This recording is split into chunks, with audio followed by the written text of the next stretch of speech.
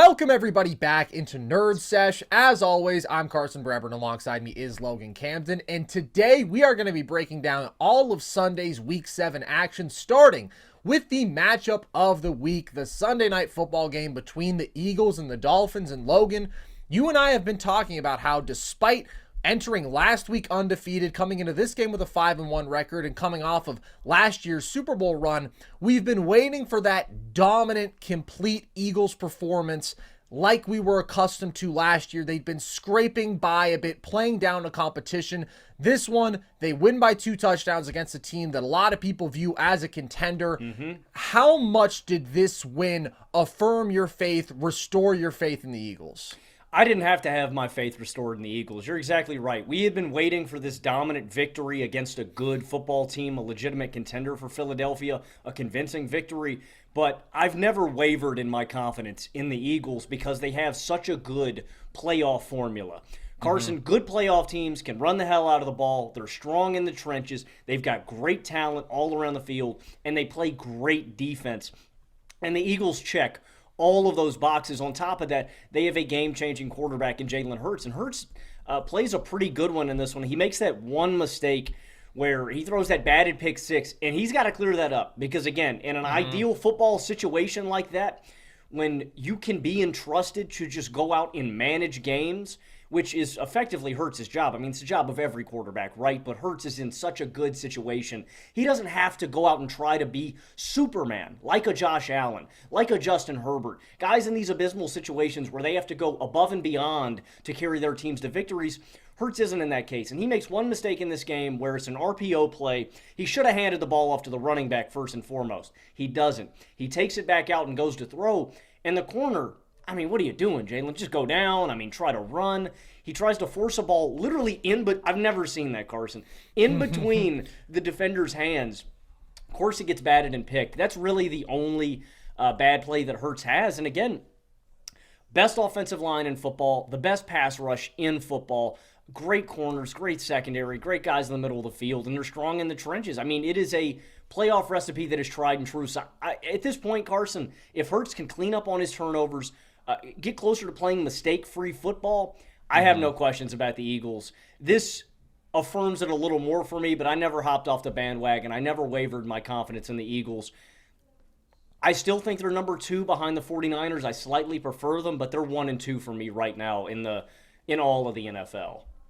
I think that Philly is definitely a top 3 team in football. I came into this season thinking they were going to be my Super Bowl champion, thinking that they were not only the most talented team in the league, but that they also had that difference maker in that elite quarterback play from Jalen Hurts. And we talked a bit about his regression earlier in the week, about how perhaps he was having to make an adjustment having lost Shane Steichen. He was taking longer to make decisions with the football, much longer time to throw versus last year. He was making worse decisions with the football, many more turnovers compared to last year. He had 6 picks in all of last season. He's already got 8 through just 7 weeks this year. And yes, he did have the one really bad moment. I still thought he was taking a little bit longer to throw and had to rely a bit more on his athleticism with some of the scrambles. But for the most part, did play a good, composed, clean game. Had that beautiful big-time throw to A.J. Brown with the pressure bearing down on him, 42-yard gain.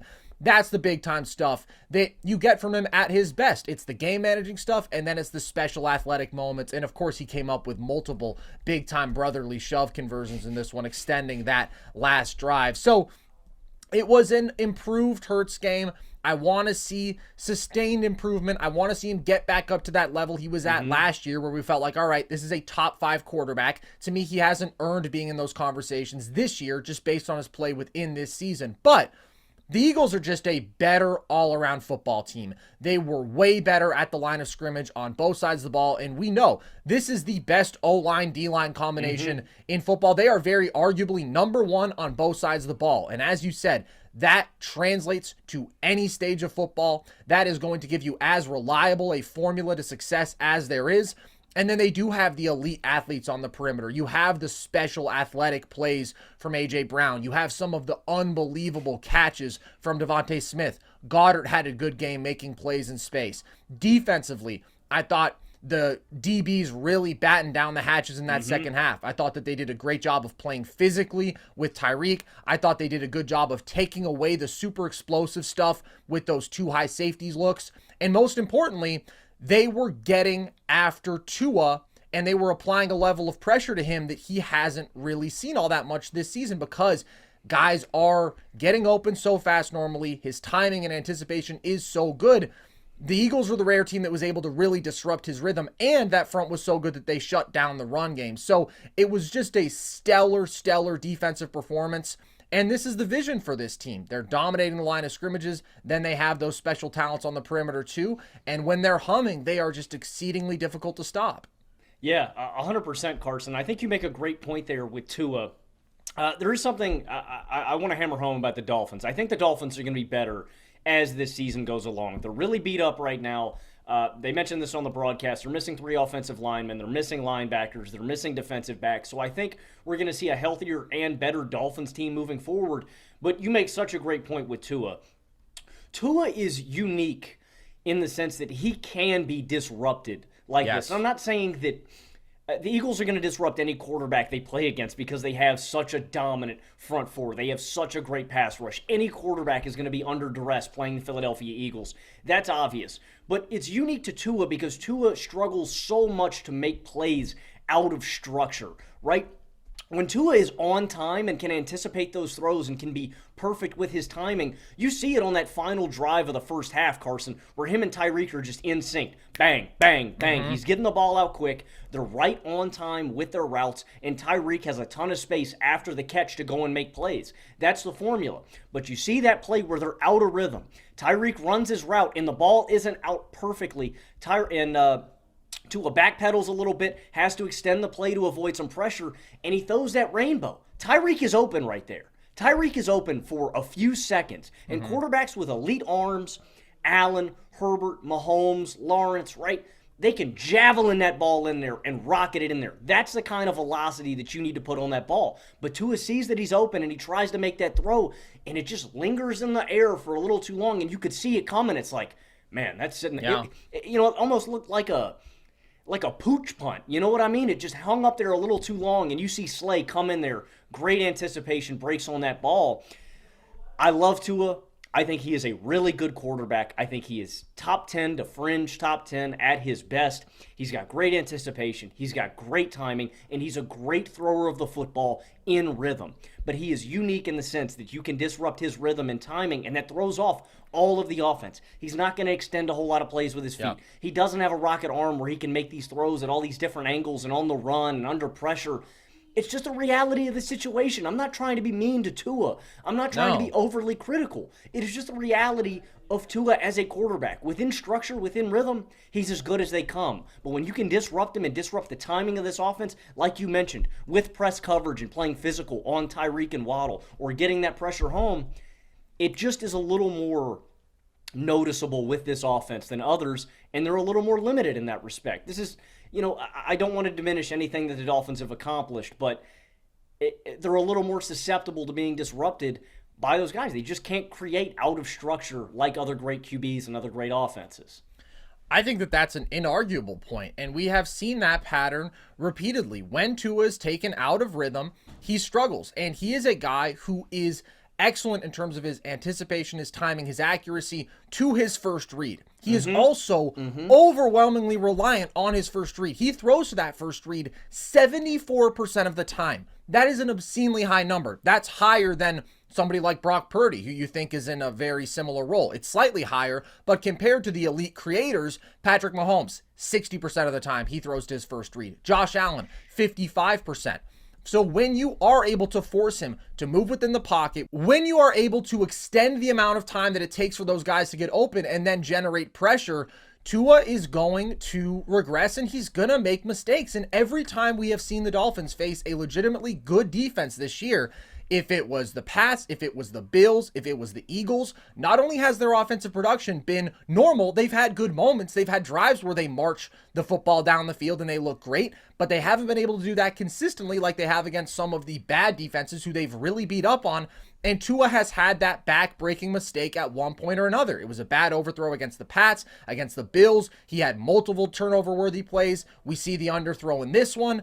And so I just need to see more from this offense against great competition to knight them, to pronounce that they are the best offense in the league and they're a top-tier contender, because I'm just not ready to say that. 24 on New England, 20 on Buffalo, 10 points offensively in this game against Philly. And as we talked about last time, I mean, they have beaten up on, I believe, 4 of the bottom 5 defenses in terms of scoring in football. So when you combine that with the fact that this defense just is not good and has not given us any reason to believe that it's good. Yes, this team is banged up. Yes, maybe the dynamics change when they get Jalen Ramsey. But coming into this game, they're the number 26 scoring defense. They could not get stops in this game. When it counted, they were dominated at the line of scrimmage. The Dolphins are a good football team. They're a really good offense. But up to this point, when we have seen them against competition that is on their talent level, they've sputtered. They've been disappointing. They've 100% been disappointing, Carson. I still think they're a contender, but I wouldn't crown them as the best offense in the league yet either. First of all, what an absurd stat about Tua. I mean, if that doesn't speak volumes about what he is as a quarterback and what he does well, I don't know what will. Like, that's absurd. I still think the Chiefs are in a different class just because of the floor that Mahomes gives them, the line play. And you still have Kelsey there. You know, if they didn't have Kelsey, maybe this is a conversation. But I think the Chiefs are in a different class. And the defense is in a different tier than the Dolphins. Yeah, dude. Totally different tier. This is the best defense I think the Chiefs have had in a while, man. So, look, I think the Dolphins are contenders. They're on my Super Bowl bubble. You know what I mean? They're on that edge. But, yeah, I want to see them do it against real football teams. And I think you saw it today. I mean, the Eagles are a bona fide Super Bowl contender, one of the 3 best teams in football. And I just don't think the Dolphins are there yet.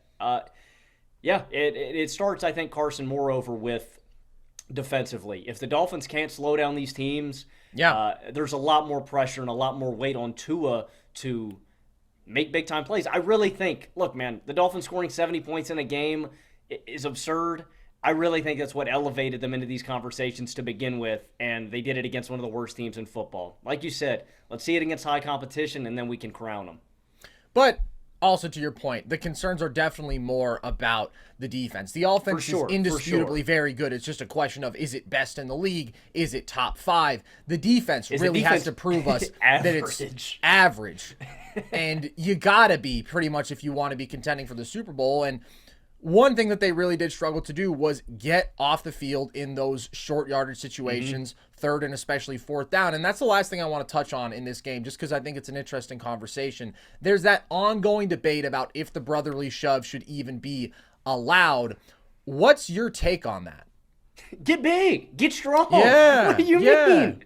Draft Landon Dickerson. Draft Jason Kelsey. Draft the big boys that are going to get you that push up front. Don't get mad. Yeah. Football's a physical sport. I mean, what are we doing, man? It's cracked because they have good offensive linemen. Bad teams with bad O-lines can't do that. Are you with me, dude? I think it's absurd to think that we should ban a play or something.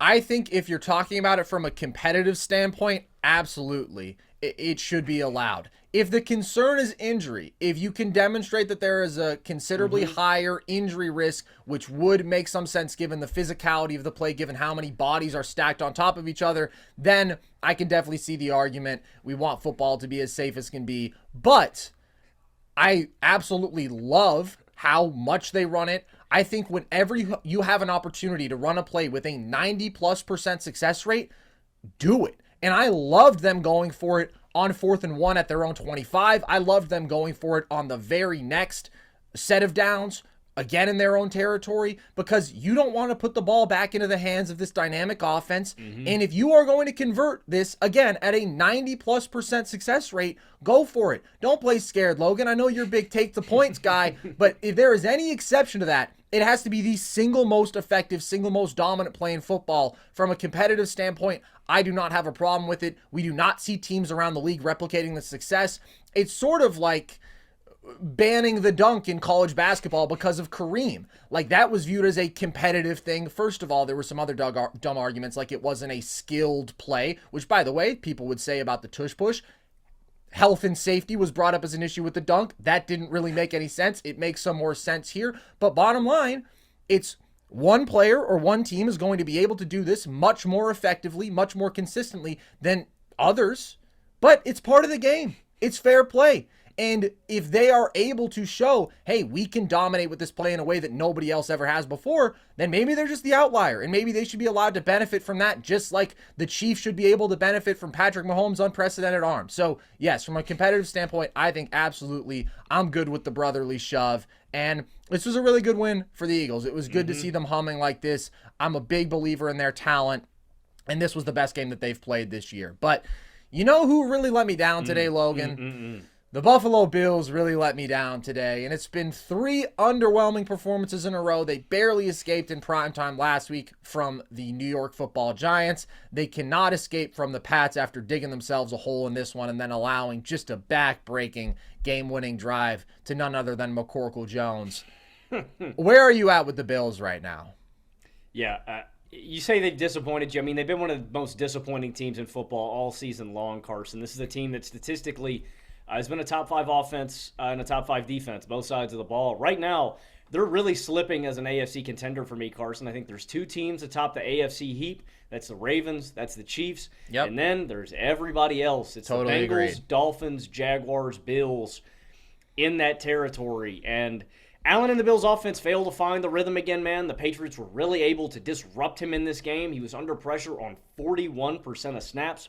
And Jason Garrett mentioned this when we were leading up to Sunday Night Football. 77% of the plays were dictated by Josh Allen, and that's a theme, right? Everybody's going to bag on Josh Allen after this game because he's the face of the Bills. Thank you for making that face. Carson made the Grinch face right there, man. Everybody's going to pin this on Josh, but it's, again, man, he has to be Superman, right? Yeah. He can't be Superman every game. They can't really get the running game going dominantly in this one. 23% of the snaps were not dictated by Josh Allen. That's just a huge weight to have on your shoulders. He's under duress all game. He's running behind the line of scrimmage. And we've seen this from the Bills. They've played down to their competition. It hasn't just been the last 3 weeks, Carson. It's been 4 weeks of football. Week 1 versus the Jets, and then, versus the Jags, versus the Giants, versus the Patriots. They can't figure it out. They've got 10 turnovers in those 4 games. Again, though, I just don't think Josh Allen can make up for all of the issues on this football team. The offensive line has not improved. They've been flat out bad. Ken Dorsey has not been great, Carson. You've mentioned all these things leading up to these football games as major concerns of this team. The defense has taken a massive hit, losing all-pros Matt Milano and Trey White. They really cannot cover over the middle. That was evident in this game. They couldn't stop the run. Everything in the middle of the field looked like it worked for New England. And for me, I think the biggest issue is something that you've been harping on since week 1, Carson. The Bills have to find a number 2 receiver. It is Allen, it is Diggs. There's no dynamism in this offense. It is just those 2. You either have to get the running game going every game, set up to play action, or you have to find a reliable number 2 for Josh Allen. Carson, real quick, I've got some names here for you. I want you to tell me, are you intrigued? And what potentially, if you are intrigued, would you give up to go out and get these wideouts? First guy, heavily rumored, Jerry Jeudy. What would they give up for Jerry Jeudy? I don't know. A third? A second? Something like that. But I think that would be worth doing. Do you like Cortland Sutton? Okay, I guess we're just going to pillage the Broncos. Yeah, I mean, I think it would be probably a similar package. But yes, adding talent to this receiving room, adding any legitimate talent is essential. Yeah, I mean, there's other guys that are rumored too. Terrace Marshall Jr., Hunter Renfrow, DeAndre Hopkins, Devontae Adams potentially with the Raiders' struggles. I mean, if you can go out and get one of those big-time guys, because we've seen guys get moved at the trade deadline before. If I'm Buffalo, I'm talking to the Raiders for Devontae. And what's the most you're willing to give up? Like, if you could get Devontae or DeAndre Hopkins, I think they're in a different tier at their stages in their career. If you could give up a second for DeAndre, or if you could give up a first for Devontae, would you do that? D-Hop, I wouldn't be as sold on. But I mean, if they could put together a receiving tandem of Devontae and Diggs, to me, 2 top 5 receivers, that'd be insane. But I don't think the Raiders are going to trade Devontae. They should. They're saying that they won't. He's frustrated. They suck at football. They are just screwed. They should be trading the elite talents they have for future assets. But I don't think they're going to do it. And frankly, I don't see a splashy move coming for the Bills. Really? I don't. But it's interesting to me that you key in on the offense in this game because they have had offensive issues, and this was another really slow start, and that makes 3 straight. They have 10 points in the first half over their last 3 weeks combined. That is inexcusable. You have the terrible opening interception from Josh Allen, the first offensive play from scrimmage. There was no rhythm, nothing explosive. Josh was consistently under pressure, as he was for this entire game, but he found a way to overcome it. They got some more quick-hitting stuff going on that first drive of the second half especially, and they started to hum there. But basically every issue that you laid out, yes, is real. Dorsey's not a super creative play caller. They are overwhelmingly reliant on Diggs. They don't have a good run game. A lot of those things were issues last year. A lot of those things, just in terms of how singularly reliant they are on Josh, have been true for the last several years. I mean, this is a one-man offense in the truest sense of the word. He has to do superhuman stuff every single week and play incredible football, but for the most part, he does. This is still comfortably the number 3 scoring offense in football. There's a gap between them and everybody else. This has been a top 2 scoring offense in football for 3 straight seasons, which nobody else has done. And yes, Dable was a better play caller. Some of the supporting weapons were better 2 years ago, but still last year, this was an elite offense. This year, this has been a damn good offense. And if you scored 25 on the New England Patriots in any game before this, you would be 6-0. If you scored 21 points on the New England Patriots in any game before this, you would be 6-0. They got into scoring position on all 4 of their second half drives. They scored 3 touchdowns. They have a missed field goal from Tyler Bass that makes them go for it on 4th down, that one drive that they didn't score on in the second half. And still, Josh put a ball where it needed to be for Dawson Knox. He just dropped it. So the offense wasn't its best. It was a slow start, but they did what they needed to do. And Josh especially did what he needed to do in the home stretch. I think the bigger problem is the defense here. The Pats coming into this game were averaging 12 points per game. That was 31st in football. They were averaging 4.5 yards per play. That was 29th in football. In this game, they put up 29 points, 364 yards, 6.6 yards per play. And it's not just that they were getting after Josh on the other side of the ball where he was pressured on 41% of his snaps. That was the highest percentage of any game that he's played this year, and he had to overcome that and do what he does, carry an offense, make plays out of structure.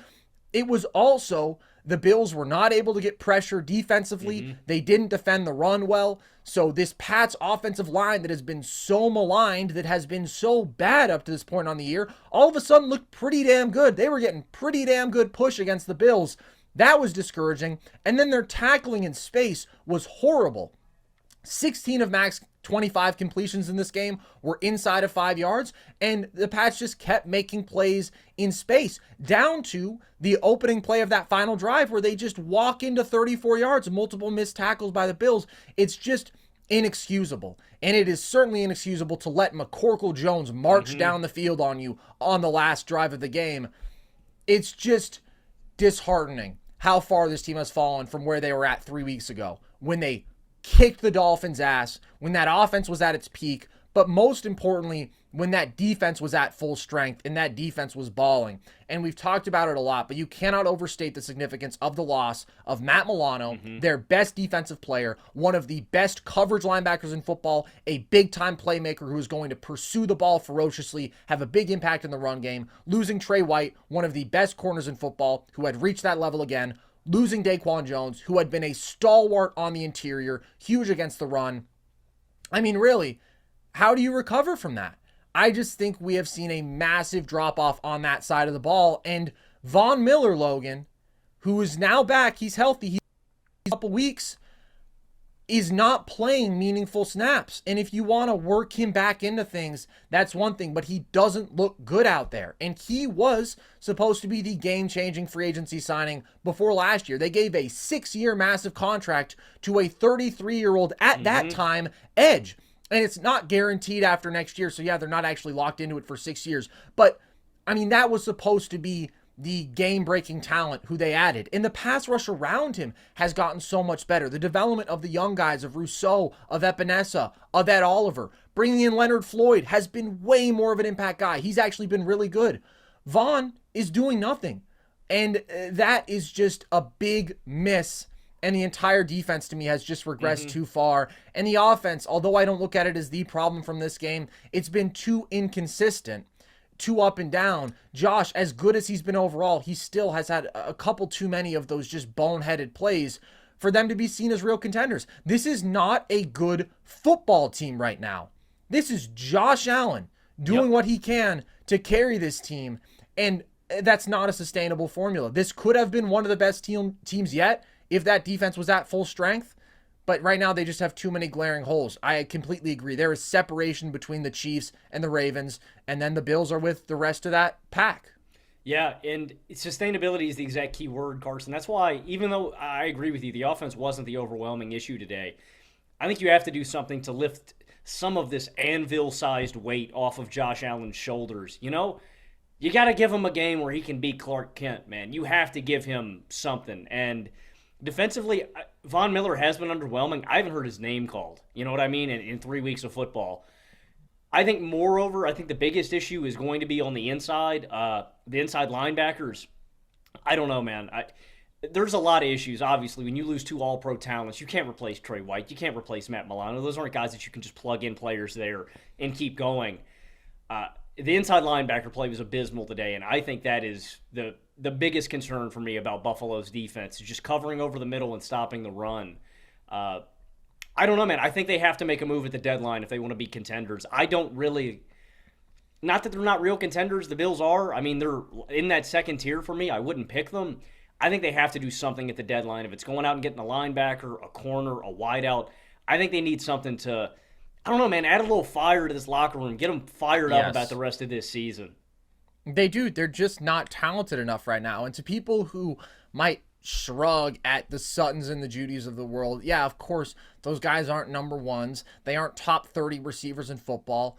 But I legitimately think that they are both much more reliable on a down-to-down basis than a guy like Gabe Davis, who, again, I think has become pretty overrated because of a massive playoff game and because he plays with Josh Allen, which is going to inflate his production. He's not a good all-around receiver. He's just not a good possession guy. His hands aren't good. Knox's hands aren't great. Like, Josh is just let down by the entirety of this team too often this year. And Dalton Kincaid played a good game too, but it's like, that's your number two? You know, like, Kincaid's a good starting tight end, but he's not your guy you want to have to rely on down in, down out if Diggs is covered. You know, they need just a little more kick, man. Oh, they absolutely do. I think that they need more high-end speed. They need more legitimately good receivers. Kincaid did play really well today, but this was his first legit good game. James Cook was really good in the receiving game. He's been one of the better receiving targets in this offense. You just don't want to be relying on a tight end and a running back as two of your top three targets in any given game. So the Bills are not contenders right now. They're just not. And I don't see the path to it with three massive season-ending losses on that defense and holes on this offense. They're still going to be a really, really good offense because they have Josh Allen and because they have Stephon Diggs and just the strength of that connection. And James Cook is the best running back they've had. I'm not waving the white flag at all about this offense. They have some things to work out. They're still going to be really good there. I'm much more worried about the defense taking a really, really major step back. The NFL season is going strong, and DraftKings Sportsbook is hooking new customers up with an offer that's even stronger. Bet $5 on any game this week to score $200 instantly in bonus bets. And DraftKings isn't stopping there. All customers can take advantage of a sweetener offer every game day this October. Get in on the game day greatness. Download the DraftKings Sportsbook app now and use code NERDS. New customers can score $200 instantly in bonus bets when you bet $5 on the NFL. That's code NERDS only on DraftKings Sportsbook, an official sports betting partner of the NFL. The crown is yours. Let's talk about another one of the premier matchups of the week that ended up in a surprising result. Maybe not in terms of the winner, but in terms of the margin. The Ravens just beat the life out of the Detroit Lions, Logan. Who did this game say more about to you? Ravens for sure. Detroit without David Montgomery in this game, I think it speaks volumes about how reliant Detroit is on that running in between the tackles. Jahmyr Gibbs had a good game in this one. Well, two things. One, I think they need Montgomery to be healthy. But two, I don't think the Lions are built to fight back from deficits like this. They need to have close marginal games where they can burn the clock. I like Jared Goff. Jared Goff has played good this season. I don't think this team is engineered to come back from massive deficits. And the Ravens came out, man, and you're right. They kicked them in the teeth, dude, down their throat. First 4 drives, they scored TDs on all of them. And this is what I've been saying for weeks. This is why I had Baltimore. Carson, we praised Baltimore all season long. It has felt like the Ravens have had another offensive gear to kick into, that they are just not firing on all cylinders. Wideouts, dropping passes. They're out of sync. They're out of rhythm. And I felt through the beginning of the season that Lamar had slowly begun to become somewhat underrated. He's super impressive in this game. Yeah. I think it's maybe the best passing game that I've ever seen from Lamar. The way he stayed in the pocket on some of these throws, man, with stuff collapsing around him. Yeah. And he wasn't, all right, I'm going to run. I'm just going to run. He stayed in there, and he made a lot of big-time throws in this game. Mark Andrews was seemingly open every single play. I thought the Ravens' offensive line, that's one of the biggest, one of the things I was most impressed with the Ravens in this game. Detroit has one of the best defensive and offensive lines in football. It didn't matter. The Ravens dominated them at the line of scrimmage. They protected the hell out of Lamar. They ran the ball well. The Ravens just rolled, and this is the game that we've been waiting for, right? Baltimore has given us a reputation to build on where they just have 3 to 4 of these games a year where they beat the brakes out of whoever they play. And if they can reach this ceiling come playoff time, I mean, yes, they can make some noise. And that's been the whole, man, is this passing game is what's let them down. Yeah, I was just really impressed with Baltimore top to bottom, offense and defense, and especially Lamar Jackson. Again, what has failed Lamar in the playoffs? What has failed Baltimore in the playoffs? When they need to come from behind and win games, when they need to have these long, sustained drives, when they need Lamar to throw the ball, because teams can game plan around his legs. You can't game plan for Lamar if he's going to dissect you like this and make throws. The Baltimore is concretely number 2 to me, Carson. You tweeted that out during this football game. I'm 100% with you, dude. With all the question marks surrounding other AFC contenders, the Bills' defense, the Bengals' totality, with Burrow inconsistency in their defense, with, those are really the teams at the top. With the Dolphins' defense, I think the Baltimore Ravens have separated themselves as the second team, and that's how I felt. We just have yet to see it because the offense hadn't shown it to us yet. The Ravens aren't going to do this every week, obviously, but to do it against a team that I think is a legitimate Super Bowl contender in Detroit, and to do it the way they did with Lamar carving them through the air, I think they're number 2, dude, and I would not be surprised if we see the Chiefs and the Ravens in the AFC title game. They just seem like, the Niners and the Eagles in the NFC, they seem like they have separated themselves as the top 2 out in the AFC. I absolutely agree, and I am also totally with you. This game showed us more about the Ravens, and this was like the realization of the offseason vision and of what we've been waiting for. Everything was primed for Lamar to have his best season as a pure passer. Todd Monken making him being a drop-back pocket passer more of an emphasis, them having the best collection of weapons of his career, drafting Zay Flowers, adding Odell, a really solid unit in terms of depth as well. And now we've seen it. This was the game. The Ravens have been a good football team through 6 weeks. They easily could be 6-0, as we talked about. A couple of weird self-inflicted losses. 7-0 now, 6-0 coming into this game. But this was when they started humming, and we've become so accustomed to those like dominant Ravens regular season victories where the defense is just shutting down the opposition and Lamar is having a field day. But in terms of the pure passing brilliance, I think that this was as good as he's ever been. And this is, up to this point, the best passing season of his career. He's averaging the most yards per attempt of his career at 8.1, more than his MVP season. He's averaging the second most passing yards per game, 230. His 71% completion rate is by far the highest of his career. And this game was everything you want. It was that perfect blend of extending plays with his unique athleticism while keeping his eyes downfield, while continuing to be a passer, and then making those big time throws, and doing so from a variety of arm angles. I mean, the number of deliveries we saw in this game was so impressive.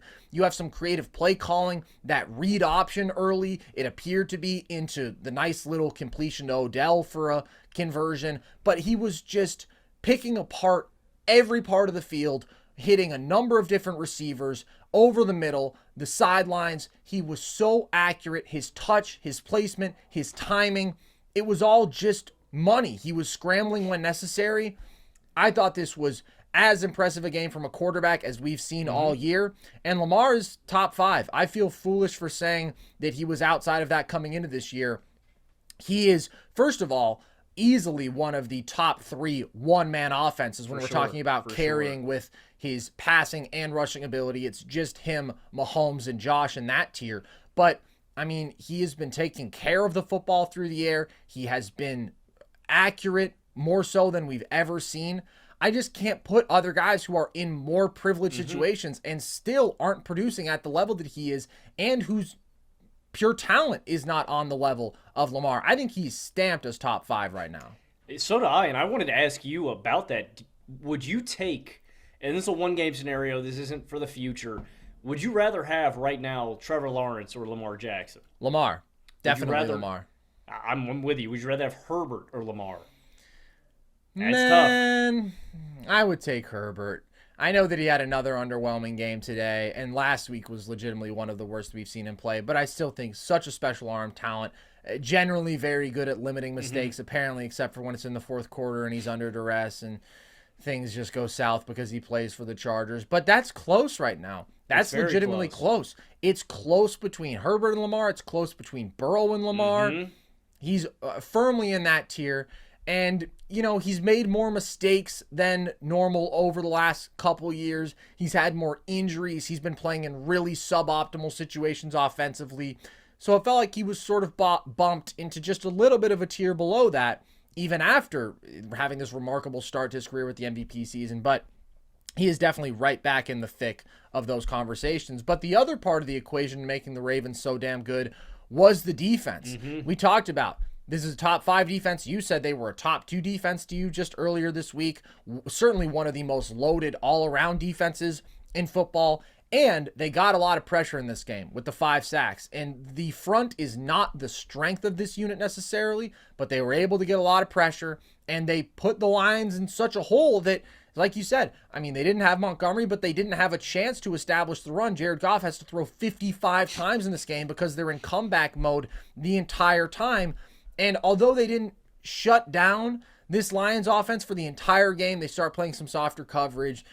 The Lions are able to move the ball a bit more. They made timely plays. They held Detroit to 7 of 22 on 3rd and 4th downs combined, so they got them off the field when it mattered most. This is a team that is in a different tier than everybody other than Kansas City in the AFC. I feel pretty strongly about that right now. For the Lions, does anything concern you from this game? Not really. I mean, I guess, you know, I wanted to praise Jared Goff for what he did last week and how great of a game he did. And he played. I mean, it's one of the best games I've ever seen Jared Goff play, considering the circumstances. You know, they couldn't get the running game going. It was him converting on 3rd down every time, making big throws. That's the one concern, you know, is in a game like this, there is a lack of that dimension to the offense where they have weapons, right? Amon-Ra St. Brown, Jamison Williams, Sam Laporta, big play threats. The Lions, I feel like, have to establish the run to set it all up for Jared. Or just playing a tighter game. Like I said, I don't know if Goff is the guy that can lead back. And there's only a few quarterbacks like that. I don't want to make that a big knock on Goff. Mahomes, Allen, right? Those are the guys that are engineered to score points really, really quick, rapidly off these huge plays. Goff isn't that kind of guy. And to win games like that, I feel like that's who would have needed to be on the other side of that equation. So this isn't a knock on Goff or anything. You're not going to win a game when Goff, go out there and throw the ball over 50 times. We're going to put the offense just in your hands. Yeah. It was surprising to me that the Lions got dominated this way at the line of scrimmage. That's the one thing that surprised me. Detroit to me is top 5 in the trenches on both sides of the football. That's the one concern that I have, where I did not expect that to happen to Detroit, and that's why I thought this was going to be a tight game. Both of these teams really strong in the trenches. The Lions really got dominated there, but without Montgomery, I don't know. There's not a really big takeaway. I know, again, you get beat by 32 points. It's demoralizing, but I'm not ready to write the Lions off completely or anything like that. No. The Lions are still number 3 in the NFC to me right now. Same. We'll see what the Cowboys can do next week. Certainly they have the talent to regain that position, but I still think this is a team with a really good formula. I think they're a very complete football team. I'm more worried about the defense after this game than I am the offense, just because of what we saw from the offense all of last year. I do believe in Goff as a fringe top 10 quarterback right now. I do believe in the running game when Montgomery's out there. I don't think that the line will get outplayed like this normally. I trust all of that. What I still need to see a bit more of is the defense holding its own against legitimately good offenses. We saw it against the Chiefs in a very wonky week for Kansas City. Then we saw them sort of get shredded by the Seahawks.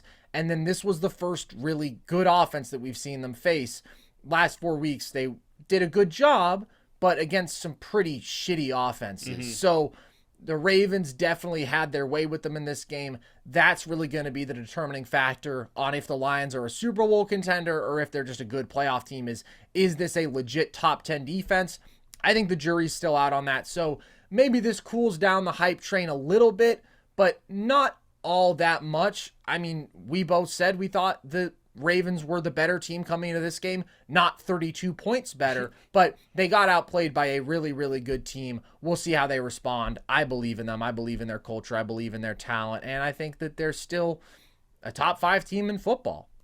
All right, let's talk about another one of those teams, Logan, that being the Kansas City Chiefs, who beat up on the bad luck Chargers once again. What did you take away from this game? I don't even know. Is it the bad luck Chargers or is it just the bad Chargers, man? Maybe both. Chargers defense sucks. Mahomes and Kelsey put on an absolute clinic in this game. Mahomes goes for 424, 4 TDs. Kelsey in front of Taylor Swift. I don't know if you guys saw it. Taylor Swift was at the game. I don't know if they mentioned T-Swizzle? that. Yeah, can you believe it? No. Insane, dude. I don't even think they mentioned it on this broadcast. Kelsey goes for 12, 179 and a TD. Rasheed Rice was eating. Marquez Valdez. I mean, this is classic Mahomes. Just step back, sling it. And the Chiefs' defense continues to be one of the best in the league. This is the best of the Mahomes era. They allowed some big plays and some big drives early in this game, but I mean, really, after the midway point of the second quarter, they started clamping up the Chargers. They hold Herbert to 7 of 16, 100 yards and 2 picks in the second half. In the total of this game, 17 of 30, 259 yards, 1 TD, and those 2 picks. The interceptions, I mean, a bad overthrow to Keenan Allen. I don't know if it was a miscommunication, too. It didn't really look like Allen was ready for that football, and then he sees it coming in. He doesn't even make a play on it. The ball gets batted at the line of scrimmage for a pick in the red zone. I didn't really think that one was on him. But he almost does get picked a third time, a bad one that the Chiefs offender just drops. Chiefs put a ton of pressure on Herbert.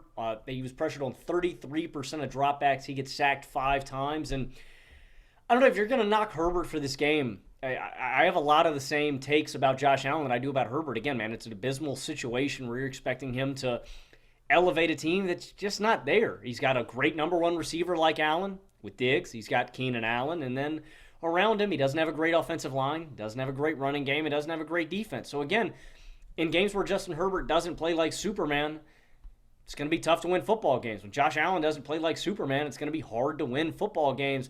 I just don't think the Chargers team is that good, and I think we said this last show, Carson, I think this is the best Chiefs team of the Mahomes era, and that's a scary thing to think about. I mean, they've been to 5 straight AFC title games. Every single year that Mahomes has been the starter at quarterback, the Chiefs, at minimum, have been to the AFC title game, and now you give him what I think is a top 10 to top 5 defense in all of football.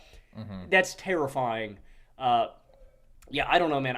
The Chargers are just so far away, and the Chiefs are so ready to contend. I know this was a tight game for a while, but This Chiefs defense is insane, dude.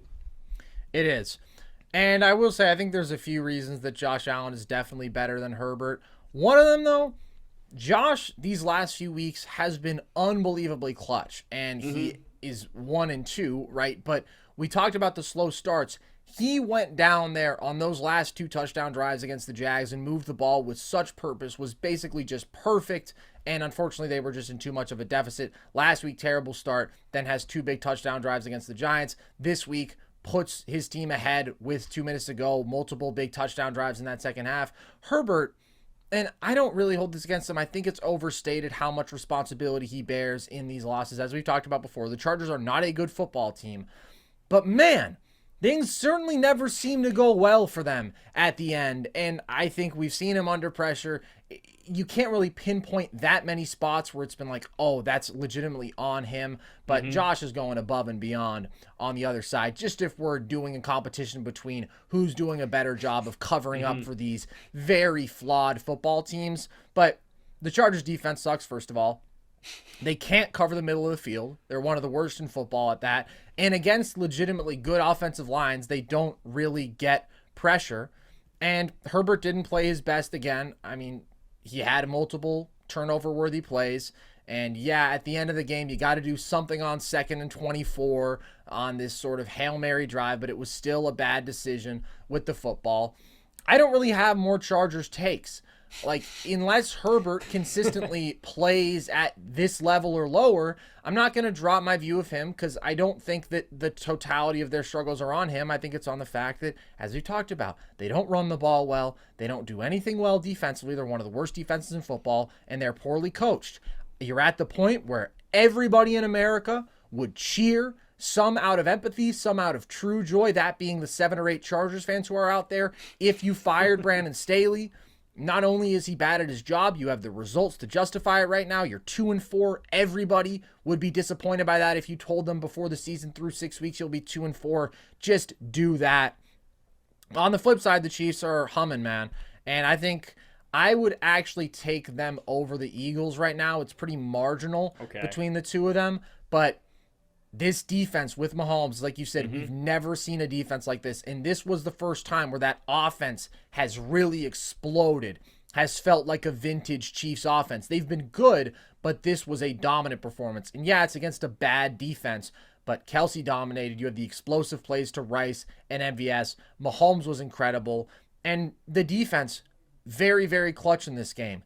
Held a good offense to 17 points, 0 in the second half, 42 points on those last 4 drives. This continues to be one of the best fronts at generating pressure, an elite pass rushing unit. I thought the coverage was really good in this game. That's another thing down the stretch. Herbert didn't have good windows to throw to. Like, dudes were pretty blanketed, and dudes were getting after him. So this Chiefs team is pretty much as good as they come, and I'm really, really excited to see how they continue to progress offensively, because I think that's where there's really room for growth. But I have them comfortably above anybody else in the AFC. Let's take a quick break to talk about Verizon's new offer. For a limited time, Verizon customers can get Netflix and NFL Plus for just $25 a month with Plus Play. That's $120 in annual savings. Plus Play is a platform where Verizon customers can shop, manage, and save on the subscriptions they already love, like Netflix and NFL Plus. With NFL Plus Premium, you get access to live games on mobile, NFL Red Zone, and NFL Network, and more. Just go to Verizon.com/plusplay to bundle and save on Netflix and NFL Plus today for a limited time only.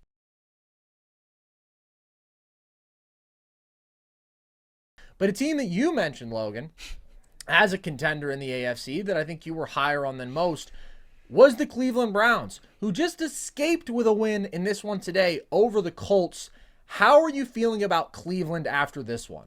Man, that was a wild game, and I got a lot of flack for that. No, not a lot of people are on the Browns Super Bowl contender train with me. I still feel the same way. I mean, you have an XFL quarterback, man. PJ just like... Deshaun? Oh, you're talking about PJ. I thought you were predicting where Deshaun's going to be after this year. Maybe CFL, maybe USFL, sucks. man. Wow. I mean, yeah, he does stink. And even back today, why are you rushing him back? You're paying him all this money. You're handcuffed. Let him get healthy, guys. Like, I don't know. I thought it was foolish to even trot him out there if he's not at full health.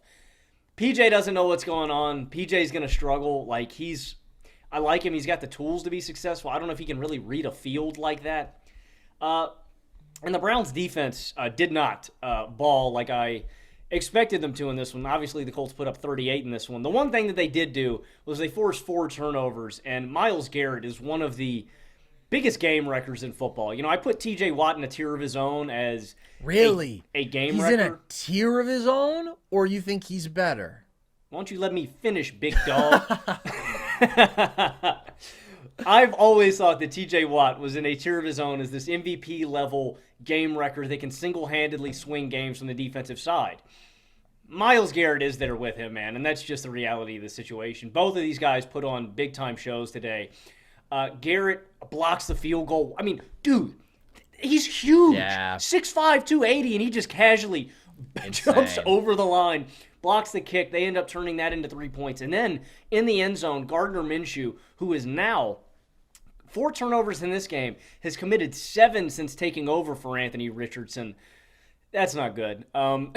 Garrett gets back to him in the end zone, forces that fumble. They get a touchdown out of that. I mean, those are huge plays that, again, that's a 17-point swing, or excuse me, that's a 13-point swing right there, all in the Browns' favor.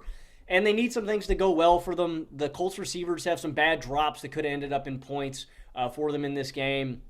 They need a little help at the end there to get some extra sets of downs so they can get Hunt in the end zone on that 4th down. But, yeah, I don't know if the Browns are contenders. I may have gotten a little overzealous with that, and the only reason I say that, it's not because of this defense. I still believe in this defense, even though they allowed a lot of points today. I believe in JOK. I believe in Anthony Walker. I think Myles Garrett is the second-best edge rusher on the planet. You can argue him as the best. I'm not going to argue with him. It's either him or TJ. They are 1 and 2. They're 1A, 1B.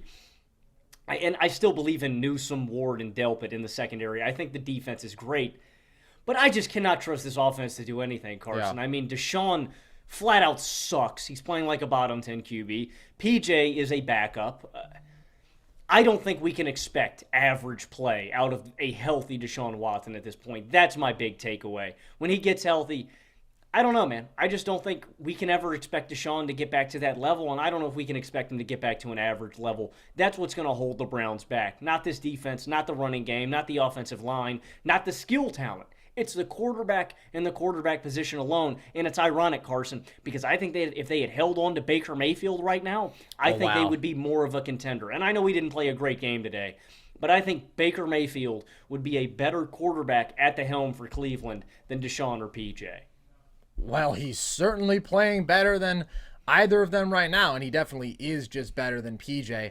The Deshaun thing, of course, he takes the hit to the head today, but he is supposed to be back for next week. But when he was in there, he was just terrible. He's 1 of 5. He throws a pick.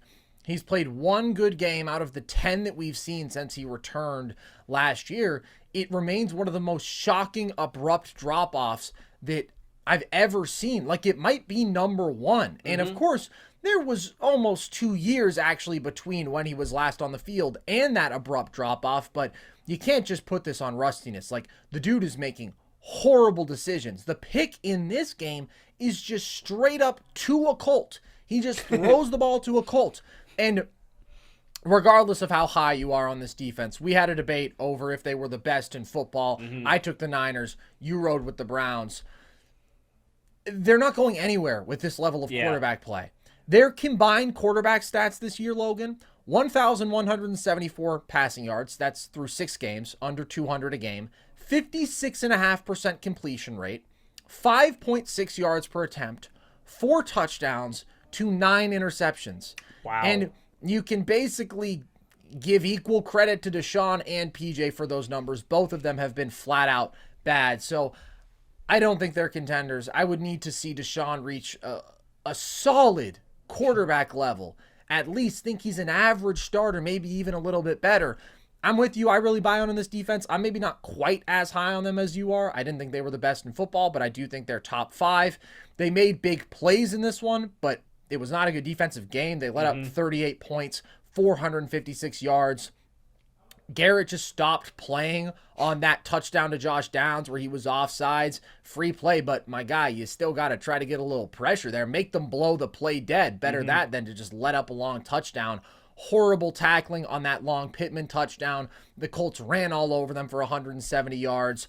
I just need to see a little bit more from that defense against high-level competition. Again, it's like the Niners have proven it. They've proven it for a season and change. We know all the all-pro talents. The Browns are really good, but it's sort of like what we're talking about with the Dolphins offense, maybe even a little bit more so with the Browns defense. 3 of their 4 dominant defensive performances this year have come against the number 27 scoring offense, the number 30 scoring offense, and the number 26 scoring offense. So I still believe in them no matter what. Yeah, shout out to the Steelers.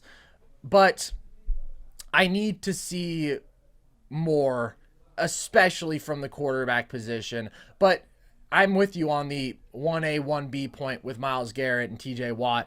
Garrett has 7.5 sacks, 3 forced fumbles on the year. TJ's got 8 sacks, a pick, 2 forced fumbles. They're basically locked right next to each other in terms of quarterback hits. Those two are just game-breaking talents of a different tier, and it's pretty cool that they're going at it in the same division, basically the same age. Like, they've been doing this for several years now, and they're going to continue to do it at this level for several years. All right, let's just quickly run through the rest of these games. Give me one takeaway from Packers-Broncos, Logan. Packers aren't remotely close to competition, man. It seems like they still got baby gloves on Jordan Love, and he cost the Packers in this football game. I mean, you can't beat the Broncos, dude. You don't score 20 points.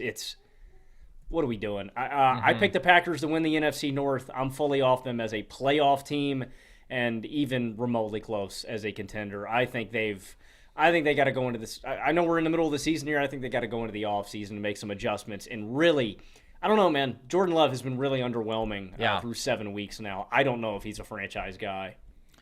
I don't think he's a franchise guy. That wasn't my expectation. I thought, based on what we had seen coming into this year, this is going to be a low-level starter, a guy who bounces around. Maybe you stick with him for a few years, but eventually you say, let's go get the elevator.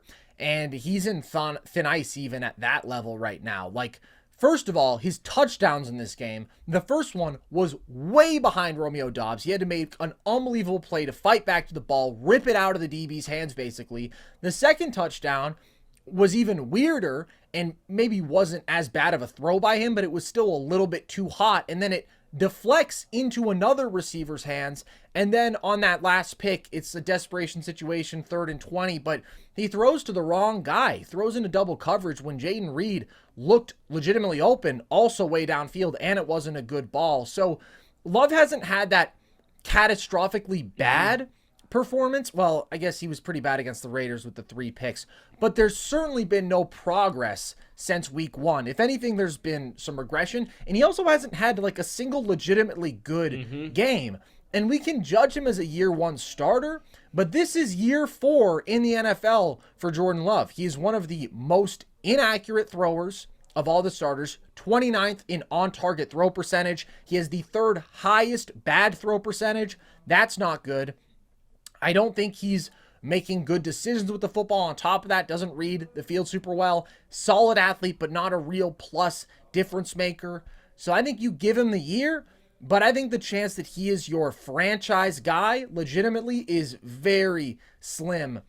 I mean, just not a single standout performance at this point, and a downwards trend is very discouraging to me. All right, what's your one takeaway from Giants-Washington, Logan? Call me crazy, dude. I think Tyrod Taylor is a better That was option my at QB for takeaway. the Giants, right, dude? I mean, I don't know. I think there's a different ceiling that the Giants can reach with Daniel Jones because of his physical attributes, right? On Daniel Jones' best day, I think he can be better than Tyrod, but Tyrod's floor is high as hell because he's a smart game manager. And if your goal is to go out there and win football games this year, I think it's Tyrod. Now, I know Daniel did not have Saquon Barkley for some of these games that he's played in, and Saquon was imperative to Tyrod. Honestly, really helpful. I mean, Tyrod's captain check down. He's Alex Smith. Yeah. He's not going to push the ball downfield, but he's also not going to make a ton of mistakes, and that's why I would rather have Tyrod. He's just way less of a variable at the QB position. You know, I know what I'm getting with Tyrod. It may not be one of the best QBs in the game, but he's solid enough to win you some games, and I just think he's better. So that's my takeaway, dude. Tyrod Taylor's a better option at QB, and dear God, can we get Sam Howell, an offensive lineman? That kid's going to die by week 17. He's just going to wither away. Yeah. I mean, Howell is getting eaten alive. To be fair, he does also hold on to the ball Oh no, for a really long time. he's never thrown a ball away in his career. Yeah, so it's a healthy combination of the two, but I agree with you on the Tyrod point, dude. I mean, he's accurate. He never turns the ball over. He can extend plays. He's still got solid athleticism. He throws a nice deep ball. The offense has just looked better. Like, yeah, they're not laying down points like crazy, but it's the Giants. They're averaging 336 yards per game with Tyrod. They were averaging 254 with Danny Dimes. And outside of that, one second half against the bad Arizona Cardinals, the Giants offense never looked really even competent with Danny Dimes. Like, they had been brutal. And let me just say this. You do not want to have invested $200 million in a dude and then go look and say, you know what, actually, Tyrod is better. And of course, that's obvious. You never want to have somebody else on your roster better than your franchise guy. But Tyrod is solid, but he is so frustrating over an extended period of time that he could induce a team that is playing winning football, that has playoff aspirations, to bench him when fully healthy for Nathan Peterman. And we've seen that. We've been there. Tyrod is still the same guy that he was. So it's not a good sign at all. That Danny Dimes contract is really, really bad. I don't think it's getting better. I think all of your Danny Dimes criticism throughout the offseason was totally justified. He is not the guy, to say the least. And Tyrod's fine. Tyrod's okay. He's not going to lose you football games actively, and sometimes that's better than what you got. All right, speaking of actively lose you football games, how about the Raiders, Logan? Tough loss to the Bears. What was your one takeaway from this? The Raiders are going to be the worst team in the NFL competition. I mean, that was my take at the start of the year. I'm still with it. They are firmly there. I know you have Brian Hoyer in this game, but damn, man. I mean, yeah, they can't run the ball. They can't get the ball reliably to Devontae. He's got a really good first drive in first quarter, and that's it. And shout out Tyson Bagent, man. Looked okay in this game, but it's the Raiders. So, yeah, the Raiders are in that worst team in the NFL competition. I was hoping they'd be able to climb out of it. You know, they'd won a couple games. Jimmy G's there, and maybe with Jimmy G, they won't ever look this poor again, but the rest of the team stinks. It's literally just Jimmy and Devontae. Free Devontae, man. Yeah, I really think that they should. I wish that they would, but I don't think that they will. Shout out to industry plant Tyson Bagent. He was solid. He's honestly a little bit more athletic than I thought. He did make a couple plays out of structure, but for the most part, he's a white fella. I don't know why in God's name you would assume that. No, maybe because he played at Shepherd University, which I had never even heard of. But I'm with you. The Raiders are a bottom-tier football team. Their 3 wins, they scrapped by 3 teams that have a combined 6 wins. Like, they came into this game 3-3, and on Red Zone, when things were getting started, Scott Hansen was like, oh, Raiders, maybe a little bit better than you thought, maybe a little bit underrated. Nope. Most fraudulent 3-3 team ever. They're bad. Not that anybody's bought into them, but they're really, really bad. All right, Logan, let's talk a little bit about your Steelers. What was your takeaway from their win over the Rams? The talent issue, the issue on offense is not a talent issue. Deontay Johnson comes back in this game, and we finally got a little bit of a rhythm in the second half. The first half was abysmal, but Pickett played a really good game. This is one of the better games that I've seen from Kenny. I know he doesn't have a TD in this one, but he's getting the ball to Deontay. He's getting the ball to Pickens. Pickens is a legit number 1. He's an athletic freak. Nobody can guard him one-on-one. Get that man the ball. Allen Robinson gets some touches in this game. Freiermuth isn't even out there. Like, Warren and Najee get going. To me, it's not an issue of talent. And a lot of this, Carson, was Kenny Pickett kind of going rogue. I don't know if you saw in this one, man. He was making a lot of adjustments at the line of scrimmage.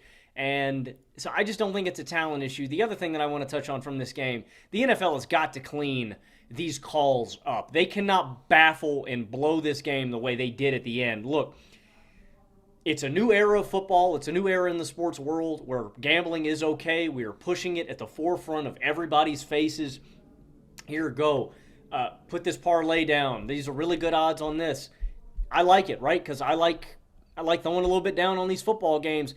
You cannot have blown calls at the end of games the way they baffled this one. It is a 4th and 1 to end the game. The Rams have no timeouts. They run a QB sneak with Pickett. Pickett is short. I mean, it's not close. He is a full yard short of getting the gain. and they give them a first down. The Steelers kneel out the clock at the end of this football game. The right call should have given the Rams one more possession, 2 minutes and 20 seconds on the clock to march down there and to try to get a touchdown to tie this football game up. Look, I'm happy with the outcome of the game. I'm glad the Steelers won. I want the Steelers to win every game. I don't like it when it ends like this, when the refs gift them the game. It just makes you, I don't know, man. You just get to wondering, Carson. You get to wondering about refs' motives. And I don't like to throw out accusations or anything like that, but it just makes you wonder. Kenny Pickett was not close to that first down marker, and they gifted it to him. I don't like when refs obviously blow calls like that. I don't think anybody likes it when refs obviously blow calls. Conspiracy Cone Hat Logan is out, and it's a very honest take given that it's about a call that went in the Steelers' favor. I think you might like my takeaway from this game a little bit more, Logan. I think the Steelers might just stumble their way into the playoffs. I really think that they might. No toop? Yeah, maybe you won't be wearing a toupee, and I kind of forgot about that. I hope that this take is wrong because I would like to see you with some nice waves on that head, but I just look at the rest of the AFC. It's not what we thought it would be. The Chargers cannot put it together. The Browns' quarterback play has been certainly worse than the Steelers, more mistake-prone, and so the offense as a whole can only go so far. The Bengals I need to see more from, still a shaky all-around football team to me.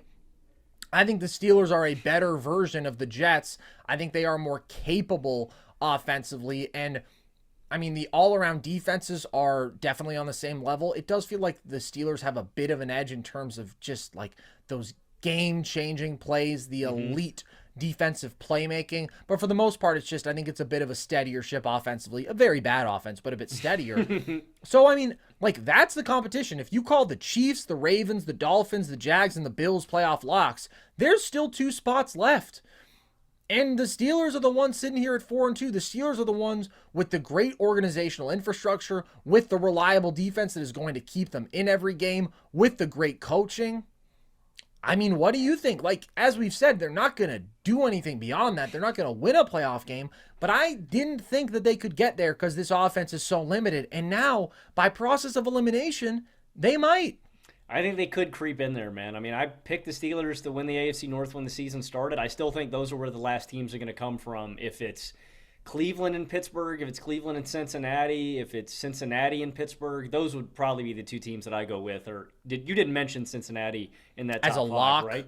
I don't think they're a lock, no. They're not a lock, but I would probably take Cincinnati and Pittsburgh as my final 2 playoff teams out there. Wait, so Cleveland's out of it entirely now?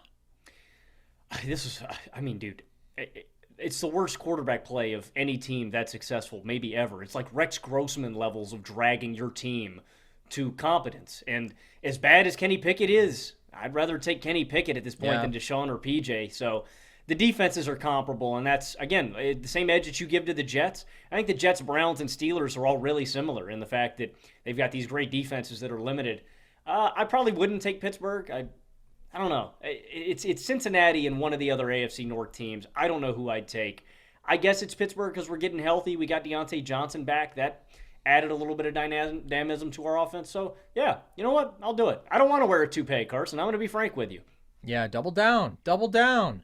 They're at least in the conversation. And I don't know if that says more about them or if it says more about the AFC underwhelming. But you got to give props to Tomlin, man. I mean, there's no doubt he's a top 3 coach of this century. Bill is, of course, number 1. But him and Andy, they're very close. They do it on opposite sides of the ball, but the consistency with which they have won in different situations, Tomlin obviously had the same quarterback for so long, but different defensive cores that remained elite. Now, just a bad quarterback play for multiple years, still turning out very competitive football teams that are at least going 500. That dude is incredible. And the fact that there's ever like fire Tomlin movements blows my mind.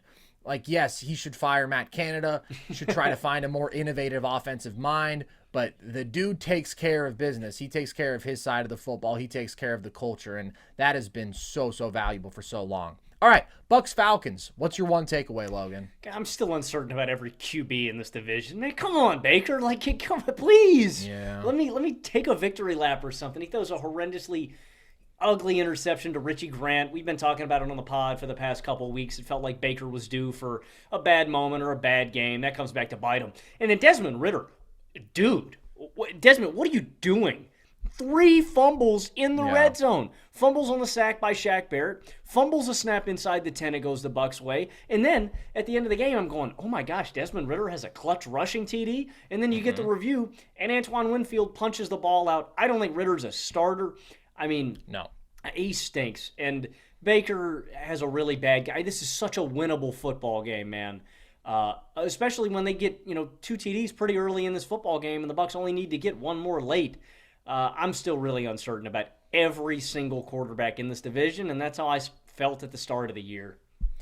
I would go as far as to say I'm pretty uncertain about who is the best team in this division. Yeah. I think they have 3 very average football teams, and there have been moments where it's like, oh, maybe the Saints have the best defense and quarterback play, and that's going to be the formula for them. And then it's like, Derek Carr's looking pretty rough. Maybe the Bucs have the better defense and their quarterback's actually playing the best. And then Baker's definitely taken a step back the last couple weeks. And the Falcons, coming into the year, we looked at and said, okay, they probably have the most total talent, both sides of the ball. They're well coached. They can run the hell out of it. They've improved defensively, but they're really bad at quarterback. So they sort of dropped a little bit in the hierarchy just because seeing how limited they were in terms of the ways they could win was concerning. And now they have the best record in this division again. I don't know. I don't particularly care because all of them are going to get smacked by anybody in the playoffs, but it really has been... Not Baker, though. Not Baker in the Bucs. No. Baker will, too. I don't know if I could call it a roller coaster as much as it is sort of like stairs, like individual stairs that you're going up and down because there's not very high highs, they're not very low lows, but things are moving around. But an escalator, you're consistently going up. I don't know. The NFC South, like, it really is what we expected. At the start of the year, maybe they were a little bit better. I maybe individually undersold the Bucs a bit, but overall, it's the worst division in football, and you get what you pay for with them. All right, last game, Logan. Seahawks-Cardinals, what's your one takeaway? Seahawks defense is legit, man, and I've been hesitant to give them some love here on the pod. Less than 250 yards per game allowed over the last 3 weeks. Granted, it hasn't been great competition. They beat the Giants, they beat the Bengals, and they beat the Cardinals. But I buy into this, man. It's a great secondary. Diggs, Woolen, Witherspoon. I also like Trey Brown and Julian Love both. I think it's a really, maybe one of the best secondaries in the league. I think they're solid in the middle.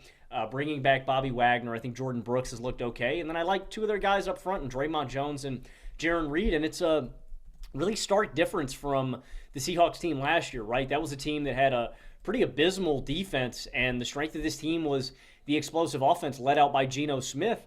Now I think the strength of this team is the defense. So that's my big takeaway, man. The Seahawks, I like to call a lot of defenses top 10. They're in that fringe top 10 to top 10 area. I'd have to write out every team to determine it, but I think it's one of the best secondaries in the league, and I really buy into them as a great defense. It's a good defense. I don't know if this is the performance to really stamp them just because I think the Cardinals have struggled so much in recent weeks, but I do think it's a legitimately good defense. Nobody outside of the first 2 weeks has really moved the ball on them. The Rams and the Lions both did, but since then I would say they've played 4 good defensive games. But I do remain a bit underwhelmed by them overall because I was so hyped up on Geno's season.